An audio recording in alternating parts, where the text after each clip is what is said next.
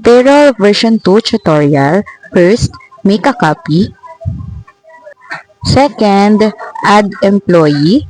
So, click natin itong employee form. Pero dahil first time natin gagamit ng button, mag-authorize muna tayo ng script. So, click OK.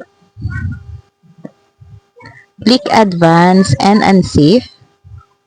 Select all and continue. Ngayon na nakapag-authorize na tayo, magagamit na natin yung buttons.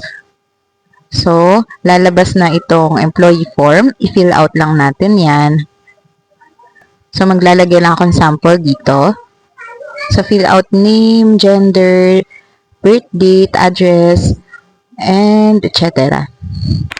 Dito sa last column, lagay lang natin kung anong status nila.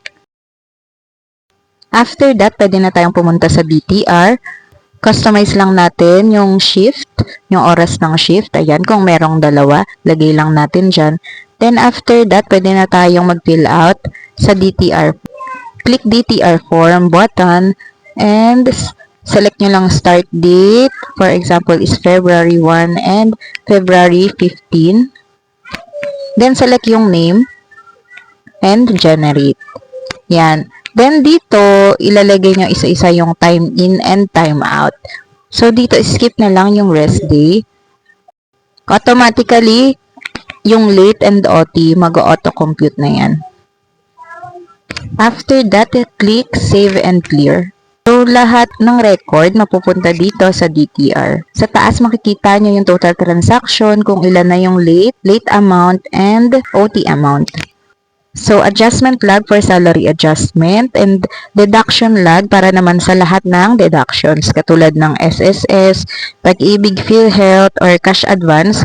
So, dito nyo po ilalagay. So, lagay natin yung date, name of employee, description, amount, and remarks. Next is payroll generator. So, palitan lang natin yung ABC company ng company name natin. Then, select date period. Lagay natin start date and end date para mag-generate.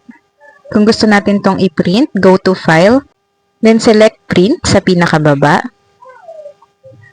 And now, ayan, pwede na tayong mag-print. And finally, punta na tayo sa payslip, generator, and select period. Then, select din natin yung name ng employee para mag-generate. Now, sa pag-print, select lang natin. Click File again and now, set up nyo lang itong print table. Piliin nyo itong selected cell, letter, portrait, and now, pwede na natin itong i-print. Yun lamang po. Kung gusto nyo po ng copy nito, message us now. Thank you!